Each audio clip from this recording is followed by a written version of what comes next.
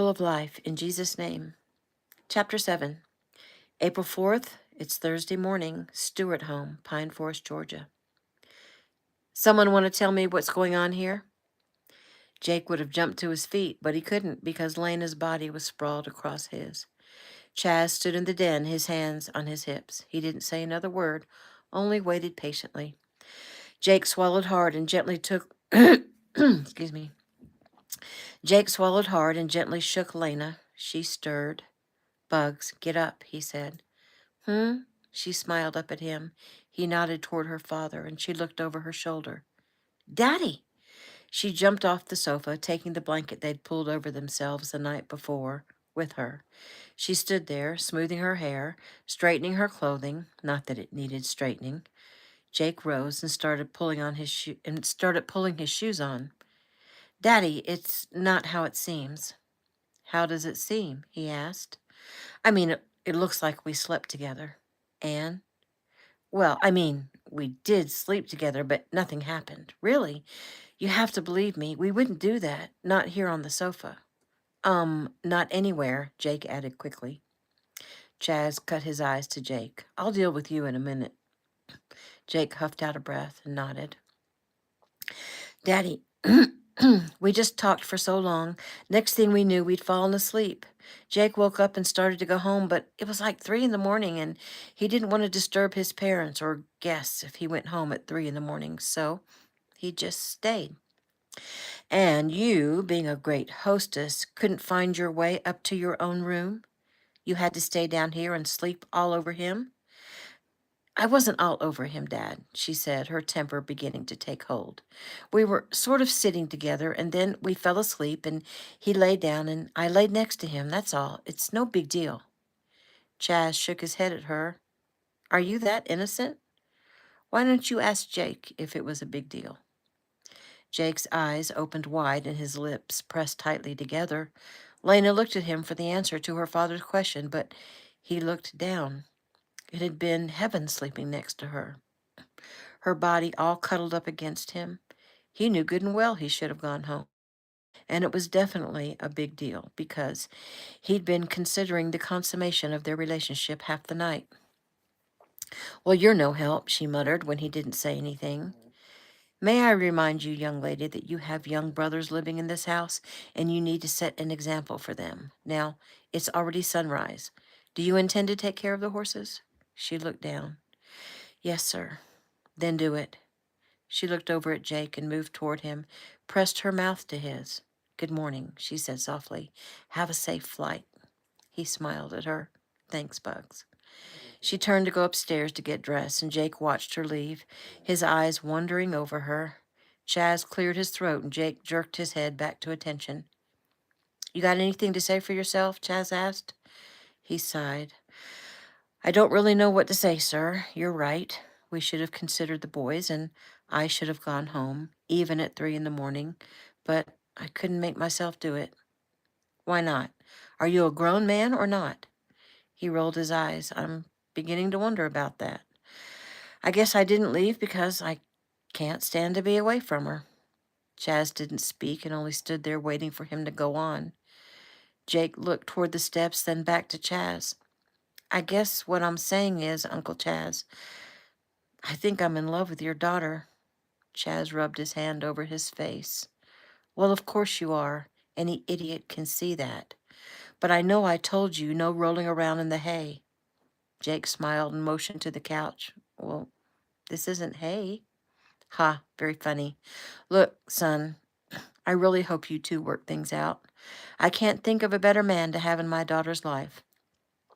And you're both grown and can make your own decisions. Just remember, there are consequences to every decision.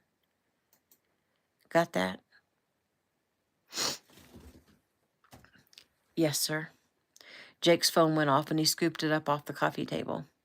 Hey, Mom. Yes, I'm okay. Sorry. Yes, ma'am. I'm at the Stewarts. Yes, ma'am.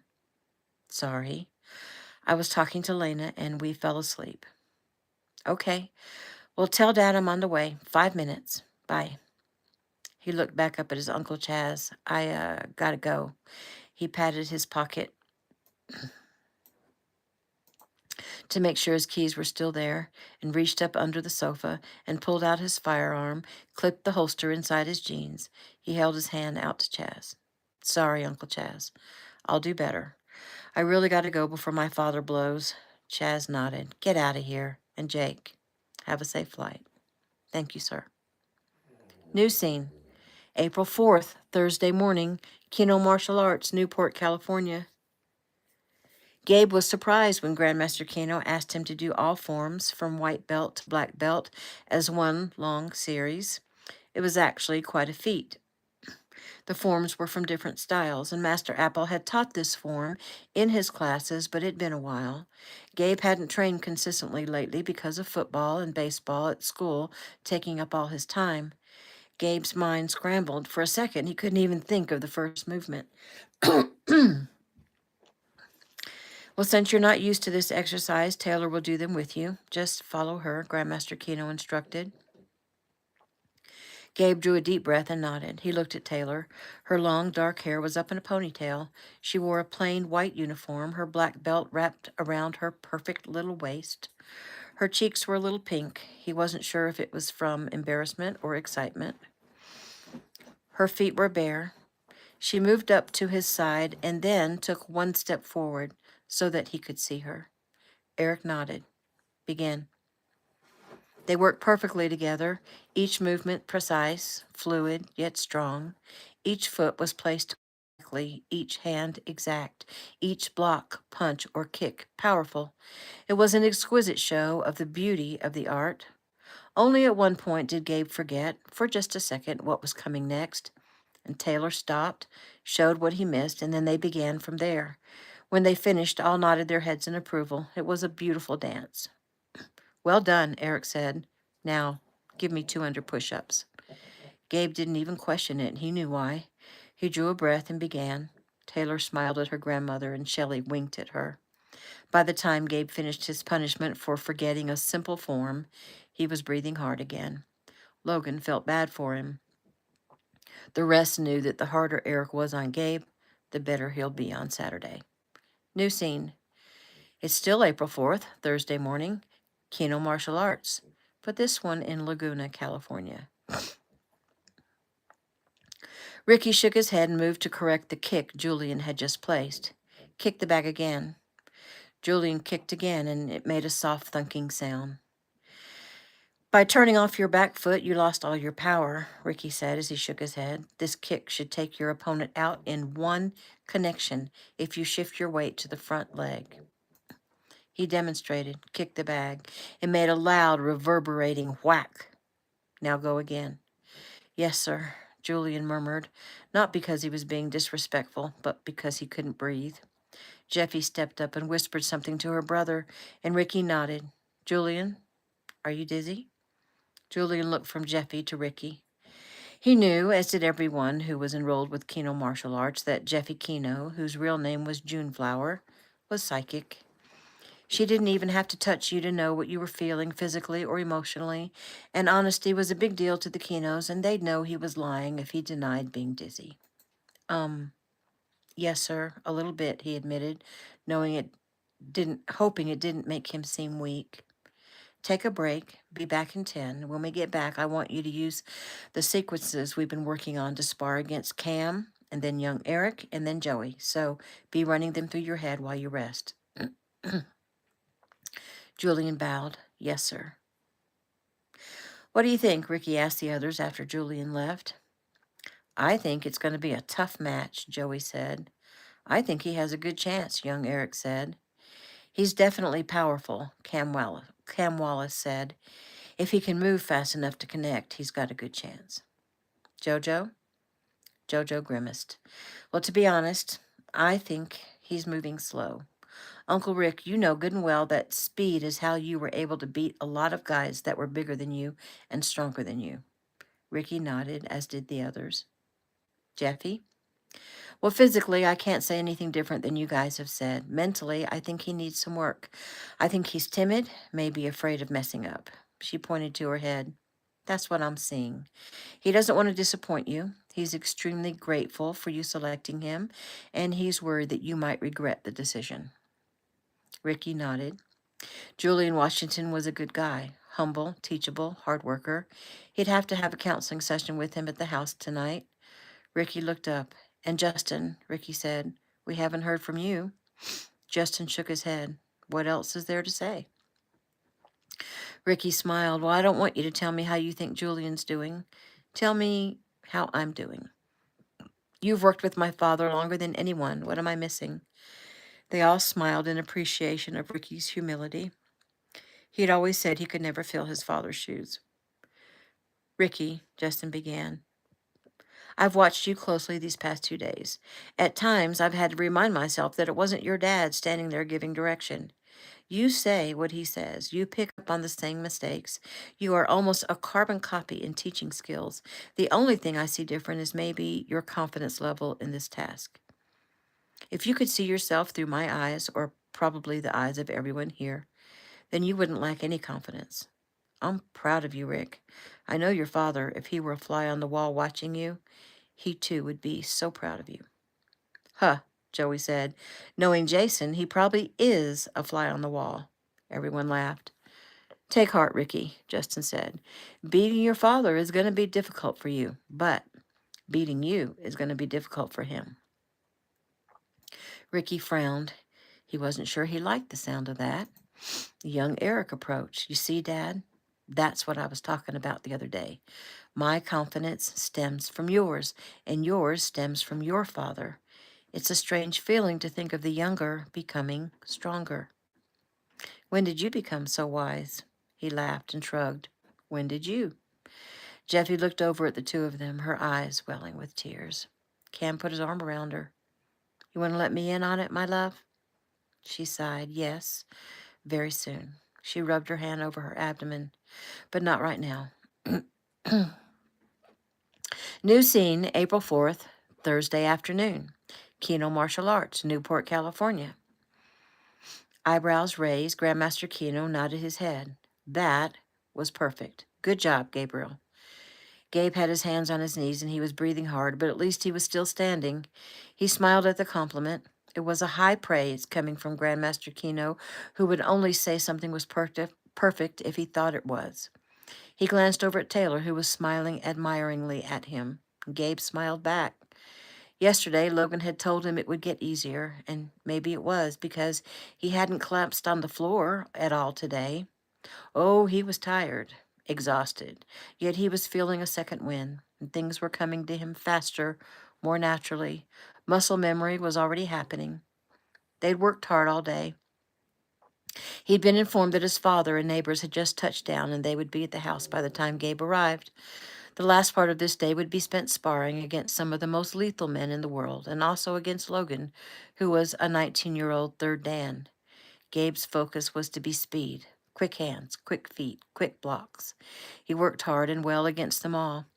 He was getting to failure, though, the place where his body refused to do what it was told. Thank goodness Grandmaster Keno called the day, had them gather and pray, and head home. By the time they arrived at the house, sure enough, his father was there, and Keegan gathered him into a giant bear hug and lifted him off the floor. Gabe suddenly felt very emotional and hugged his father very hard. He'd only been gone from home 6 days, so why did he feel like it'd been forever? It felt like so much had happened. Keegan put him down and ruffled his hair. I'm proud of you, son. Gabe smiled. Thanks, Dad. Keegan frowned. You look tired. I am.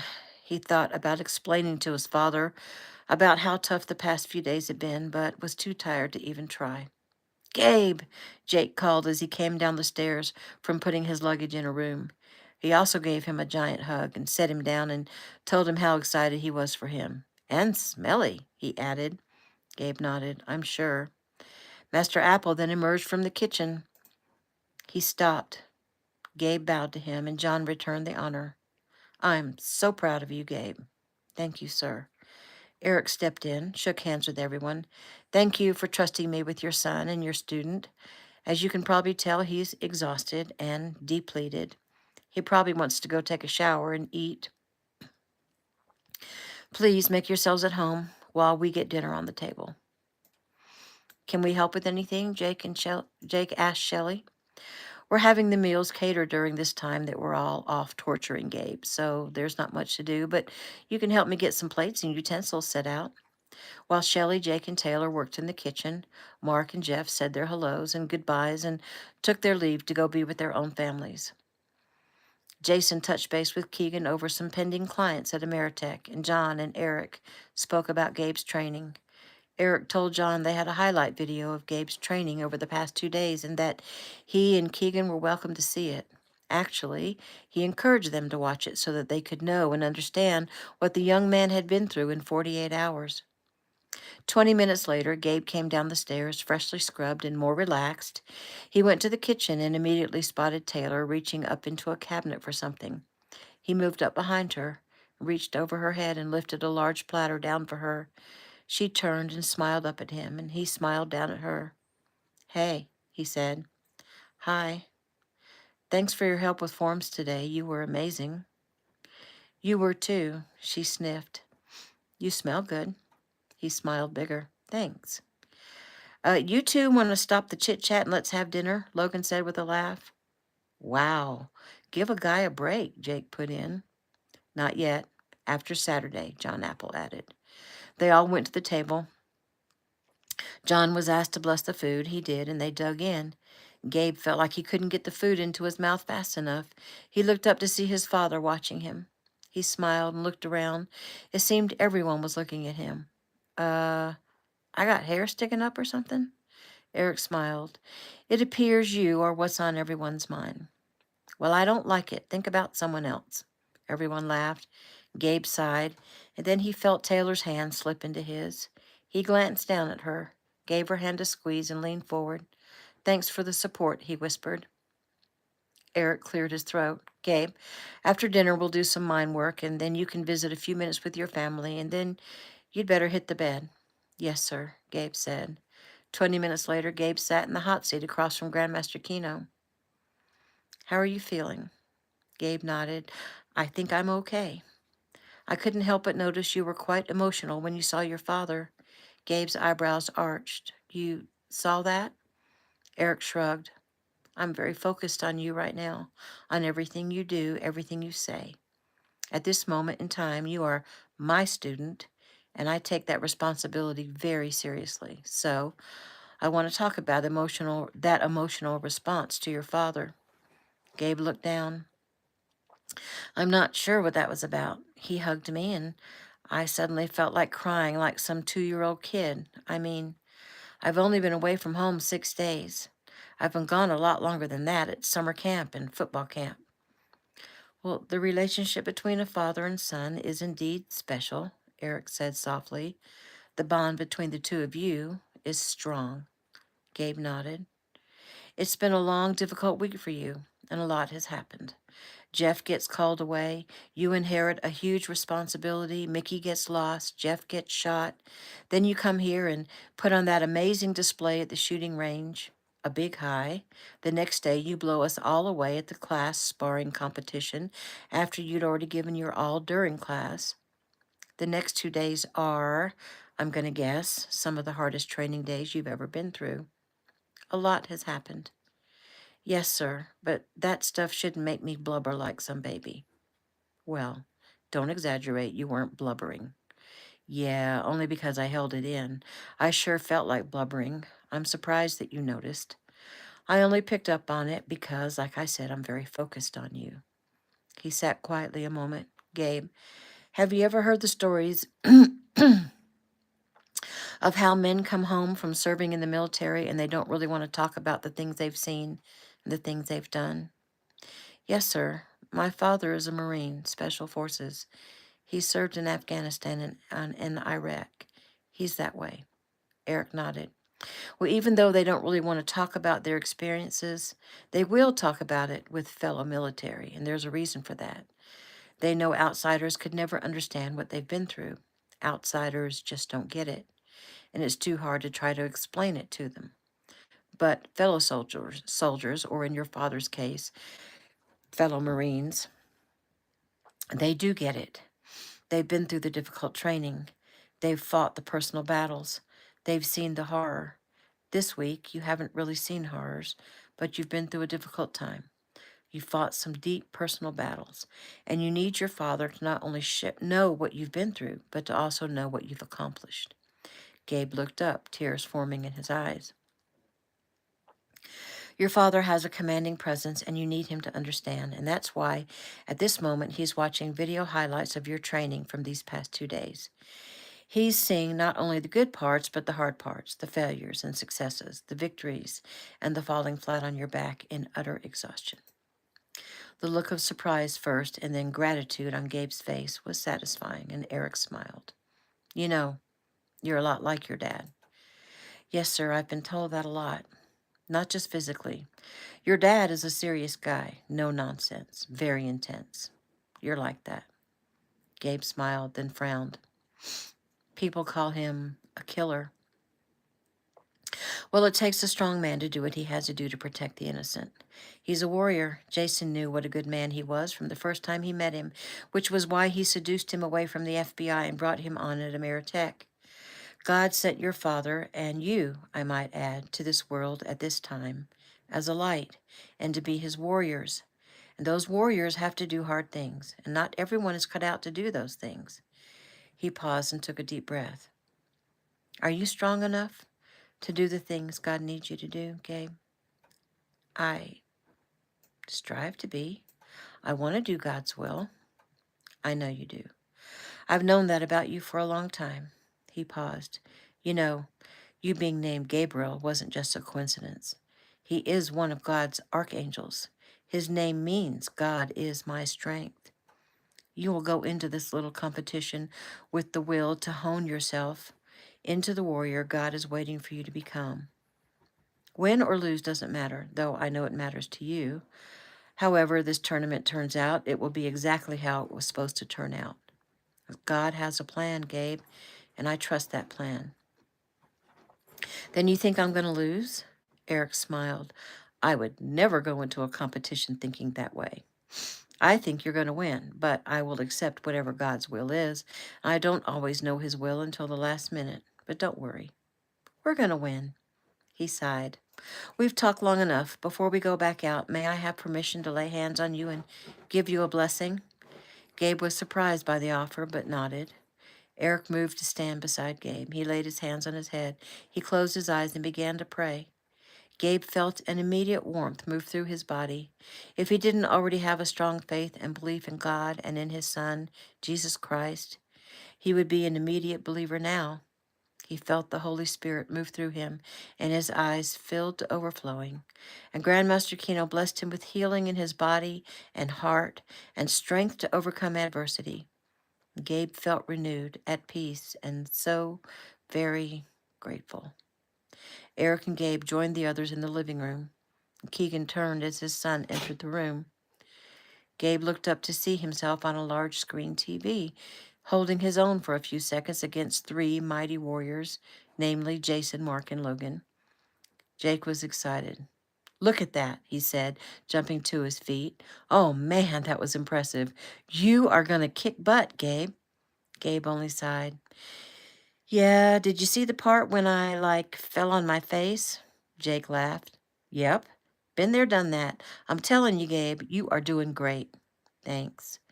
Jake is right, Keegan said. I'm proud of you, son.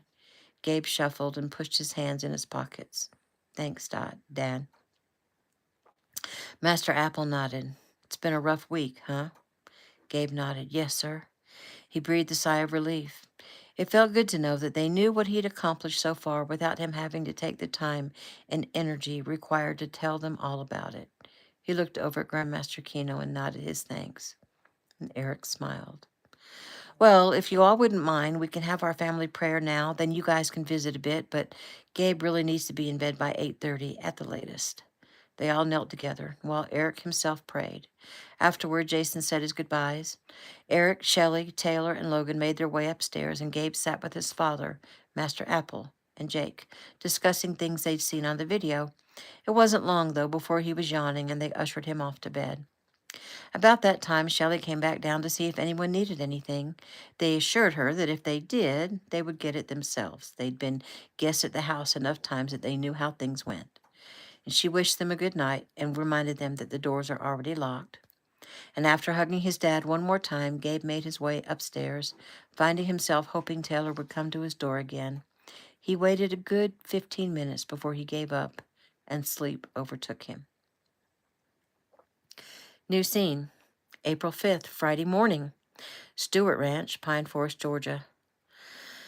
Lena gave Santana his head and laughed as the wind blew her hair back. Riding Jake's horse in his absence made her feel a little closer to him. She was wishing she had just skipped class, gotten someone to take care of the horses for a few days, and gone with him. She'd lived without him for years, and suddenly it seemed she couldn't go 2 days without him. If she was feeling that way, how could she allow him to go away again? How could she let him go to be deployed again to who knows where, facing who knows what? How would she survive that, knowing he may not survive? Santana came to a stop just outside the corral. She leaned on his neck. What am I going to do, huh, boy? Her tears came then. Her yearning for a boy had turned into a yearning for a man, and she was desperate for relief from this constant ache. Constant ache. An ache she'd carried for years, hoping that one day he would see her. And now that he does see her, the ache has only become stronger. She looked heavenward. Father, I know I already talked to you about this just a little while ago, but please, Father, I love him so much. I hurt so much, and I'm not even sure why. I guess it's because I miss him right now, but if I miss him this much when he's only going to be gone 2 days, what will I do when he deploys? I don't know what to do. Please help me to find peace, please. In Jesus' name, in Jesus' name, in Jesus' name. Amen. She pulled her phone out to see the time. It was 7 a.m. It would be 4 in the morning in California.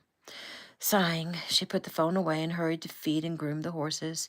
She had barely enough time to do her chores, shower, dress, and get to class. Dutifully, she went about her day.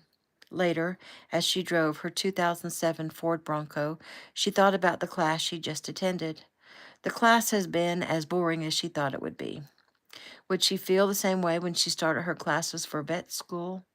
Did Jake have a point about really doing something she loved, like working directly with horses? Jake. Ugh. Could she just go a few minutes without thinking about him? How completely weak she must be. Maybe she needed to go somewhere to think, to pray, to meditate. She swung the car toward Wilson's Lake. Wilson's Lake was actually a private lake owned by the Wilson family. The Wilsons had lived on the property for over 100 years, and they'd invited the town to their property back before her parents were even born. 4th of July fireworks were always held there for the town of Pine Forest. During the summertime, kids were there daily and nightly. Her parents had actually gone to Wilson's Lake when they'd first met each other and had a makeout session in the back of her mother's old pickup. Lena and Jake had been there 2 days ago. It being Friday and the last day of spring break for the county schools, the lake would be brimming with teenagers in just a few hours. She pulled in. There was no one around presently, but she still drove to the quiet side of the lake where she and Jake had been a few nights ago. The place kids would come to do the secret things that kids sometimes do. She pulled in so she could sit and watch the water. She stayed in her car for a while, praying, meditating, and listening to music. Finally, she got out and sat on the edge of the lake and took her shoes and socks off as usual. Of course, visions of Jake tossing her into the lake played through her mind. I can do this all night, he'd bragged. She smiled. She liked the fact that she couldn't get the best of him. She took her phone out of her pocket. It was 11:30 here, so in Cali it would be 8:30 in the morning. She pushed the buttons, and it went straight to message. He probably had his phone off because he's watching Gabe train. Sighing, she sent a text instead. Hey, I'm at the lake. I'm just thinking of you. Hope you're having a great time. Tell Gabe I said, oorah. Smiley face, blowing kisses. She was scrolling through her music, looking for her favorite playlist, when a car pulled in. She put her hand to her head to block the sun so she could see if she was about to get bombarded by a bunch of kids. She frowned. It was a gray Camaro. Brett. What was he doing here? She was hoping he would stay on that side of the lake, but it appeared he was coming over to see her. She stood, folded her arms across her chest, and put on a scowl. He pulled up beside her, his window down. Hey, gorgeous. She rolled her eyes. What do you want? I'm looking at what I want. Well, you can't have it, so move along. He didn't. Instead, he got out of his car and came toward her. Can we just talk? I think you said all I need to hear the other night at Joe's when you pretty much called me a whore. I said you were sleeping around. I didn't say you were making people pay for it. Oh, well then that's okay, she said sarcastically. Come on, Lena. Look, if you want me to apologize, I will. For what I said, and for the other day when your goon jumped on me. Jake is not a goon. He's a very good friend, and you're really lucky he didn't take your head off. Give me a break. He attacked me when we were just doing what we do. You know you like it rough. Her stomach turned. Over the course of their 6-month relationship, the first month had been nice. Nothing special, but nice to spend time with him rather than sit at home alone, as Jake had recently pointed out. But after that first month, it seemed Brett's goal had been to relieve her of her virginity. At first he was playful, but just like her mother said, it got worse, rougher and rougher. They had had some pretty heavy make-out sessions, and he always tried to go further. Keeping his hands off her had become like a challenge, which is where the rough play had come in. I don't want anything else to do with you, Brett. Now leave me alone. He came closer to her and took hold of her arm. You don't mean that. I'm pretty sure I do. You thinking about hooking up with the soldier dude? That is none of your business, and he's not a soldier. He's a Marine. Whatever. Lena, if you think you're going to lead me on for 6 months and I'm not going to get anything out of it, you're crazier than I thought. Oh, I'm crazy, all right. I'm crazy for ever going out with you. Now let go of my arm. He only smiled at her. I'm not playing around. Me neither. Let go. No, not until I get what I came for. She raised her wrist to her mouth, and bit down hard on one of his fingers, and he yelped, let go, hauled back, and punched her square in the face. New scene. Lisa pushed the giant sandwich across the island to her husband. He grinned. Thanks, Red. You're welcome. So, you gonna eat the whole thing? Yeah. If you wanted a sandwich, why didn't you make one for yourself while you had all the stuff out? She licked a dot of mayo from her finger. 'Cause it doesn't taste as good unless it comes from you. Well, that doesn't make any sense. You made this one too. Yeah, but once I gave it to you, it took on your essence, and now it's yours, and it looks 1,000 times more delicious. Chaz chuckled and glanced at the clock. Kids won't be home from the Walker's house for another hour or so. Yeah, but if you're thinking about us heading upstairs for a bit, Lena will be here any minute. As a matter of fact, her brow wrinkled. She's over an hour late. Chaz stood and checked his phone to make sure he hadn't missed a call from his daughter. Nothing. Lisa held her finger up. Sounds like she just pulled in. They heard the garage door open, heard the car pull in, heard the car door slam, looked up as Lena burst through the door. Lisa gasped and rushed toward her daughter. Chaz almost froze in place. Lena stood before them, her hair a tangled mess, her shirt torn open. Blood ran from her nose and mouth. There were scratches on her face and arms. Her entire body was trembling, and tears poured down her cheeks. Oh, baby, Lisa cried as she threw her arms around her daughter. Were you in an accident? She looked at her mom and then slowly turned to her father, who immediately knew what he was looking at. Daddy, she cried, unable to say more. She went to him and laid her head on his chest. Did you know him? He asked quietly. Yes, she answered between sobs. Was it Brett? She only nodded as she cried louder. He held her close for a minute. Lisa was finally grasping what her daughter was trying to say. Bugs, Chaz said softly. You have to talk to me now, sweetheart. I'm sorry, but I have to ask. Did he rape you? Yes, she cried. Oh, Daddy. Okay, baby girl, don't you worry. We're going to take care of it. You have to be strong for me, honey. Do you hear me? She sniffled, hiccuped, nodded. Lisa started to wet a cloth, but Chas stopped her. No, Lisa. She has to stay like this. We have to take her to the hospital. You need to get on the phone to the walkers and get them to take the kids. Lisa nodded and she walked away on her phone. Bugs, sit down. He pulled out a chair and sat her down. Chas got on the phone to his brother and got the ball rolling. Ty would meet them at the hospital. I'm going to run upstairs and get her some clothes for later, Lisa said after she got off the phone. Chas looked down at his sweet, innocent daughter. Her face was bruised. Her teeth were chattering. She was in shock. He ran in the den and grabbed the blanket wrapped around her shoulders and lifted her into his arms. Lisa came running. She sat in the back seat holding her daughter, rocking her back and forth, crooning soft, loving words into her ear. New scene. It's April 5th, Friday afternoon. Keno Martial Arts, Newport, California. Jake was totally loving what was going on with Gabe. The kid was a natural. Jake was pretty sure he could hold his own for at least a minute against a few of his Marine buddies, and he's just a 17-year-old kid.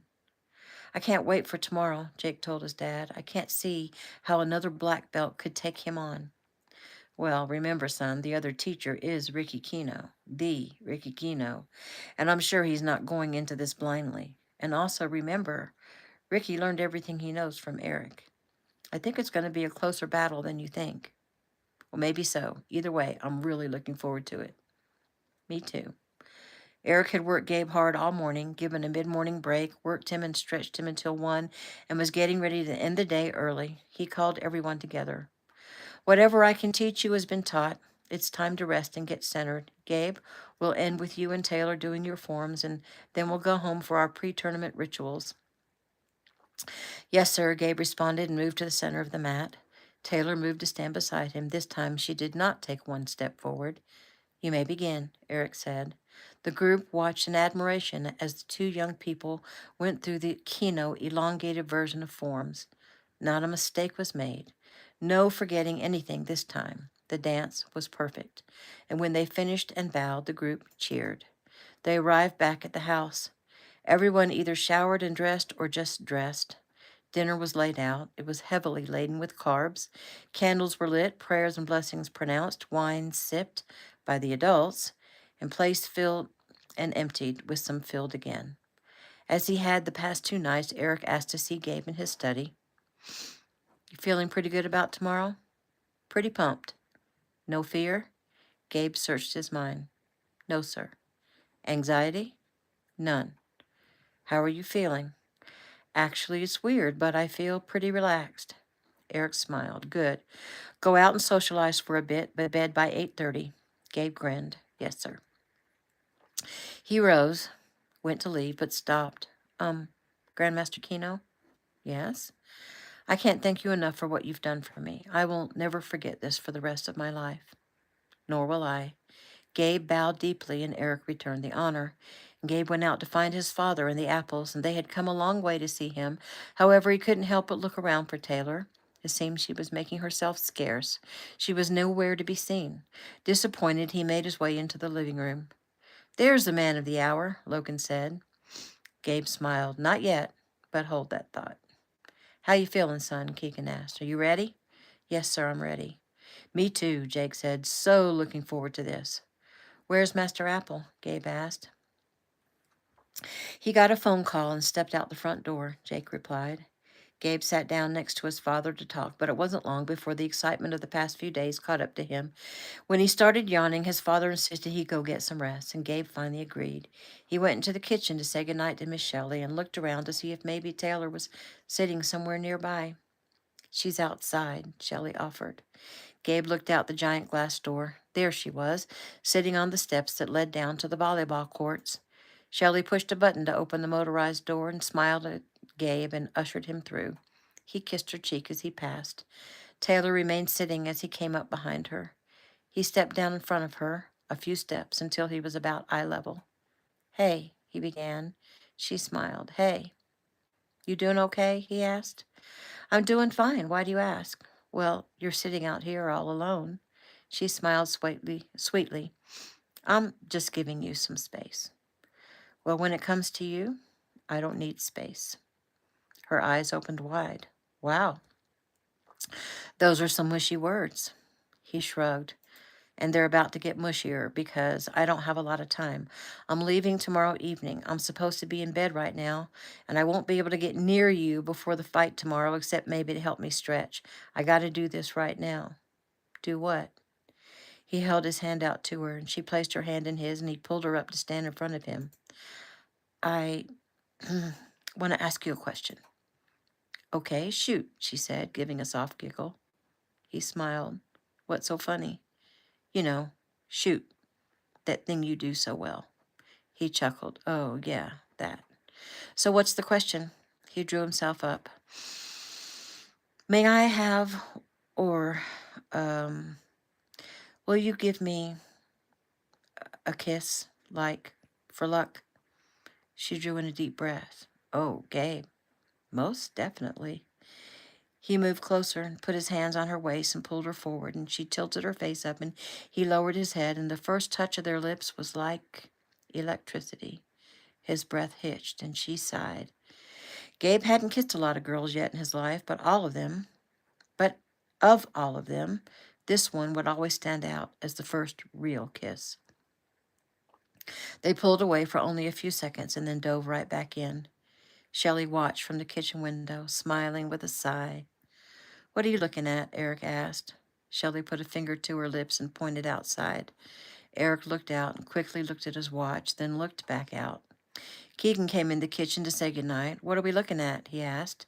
Shelley again put her finger to her lips and pointed. Keegan looked out to see his son with his arms wrapped around beautiful Taylor Keno, their mouths melded together.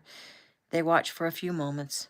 It was when Gabe lifted her up and she wrapped her legs around his waist that they were pulled from their trance. I'm sorry, Keegan apologized. I'll go put a stop to this. Eric placed his hand on his arm. Keegan, it's okay. He needs a release. When Keegan's brows shot up, Eric rethought his words. I only mean the release of a little bit of pressure by kissing a beautiful girl. They won't go any further than that. Are you sure about that?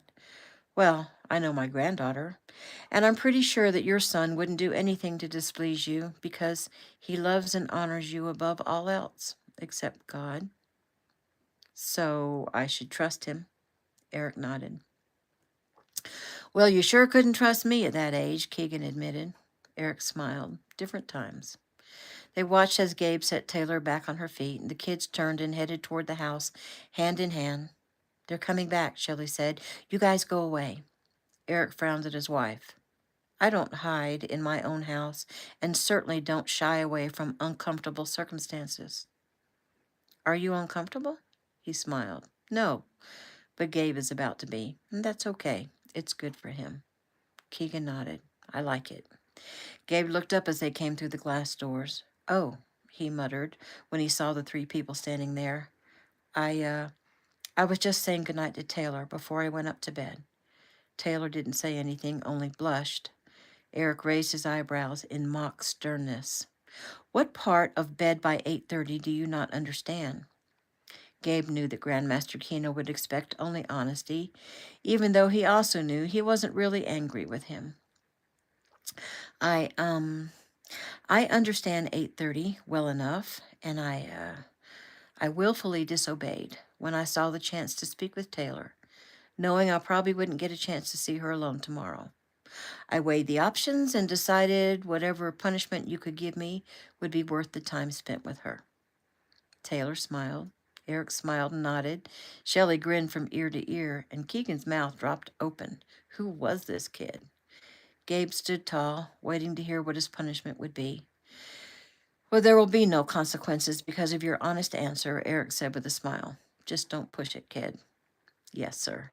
He looked at his father and Shelley. Good night. They nodded. He turned to Taylor and brushed his hand over her cheek. Good night. She smiled sweetly. Night, night. They watched him leave. John Apple came into the kitchen. Hey, everyone. I just wanted to say good night. Keeg, can I speak with you a minute? Sure. John looked around, trying to decide where to have the conversation. Take my study, Eric offered. You've been on the phone for some time. Is there a problem? Well, nothing we can't handle right now. You just concentrate on the tournament, and I'll let you know if we need help. Eric nodded. I'm happy to do that. John and Keegan headed into Eric's study. What's up? Keegan asked immediately. John sighed. Lena went to Wilson's Lake today, apparently to sit alone and pray and meditate and chill, and she was raped. Keegan's face darkened, his jaw clenched. By a stranger or someone she knew. It was her ex. The guy your son just pulled off of her the other day? Yes, he beat her up pretty bad. He tried to skip the state, but Ty was able to get an APB, and he was picked up west of Atlanta. Problem is, he comes from money, and they'll probably only be able to hold him until Monday. He'll post bail and be out. I don't want to lose him. I'll put a tail on him. We'll know where he is. Keegan frowned. Geez, sweet Lena Bug. Chaz must be about to go crazy. He suddenly looked up. Has Jake been told? No, and that is the problem right now. Telling Jake could ruin the whole thing for Gabe tomorrow, because if Jake is told, he'll go freaking crazy.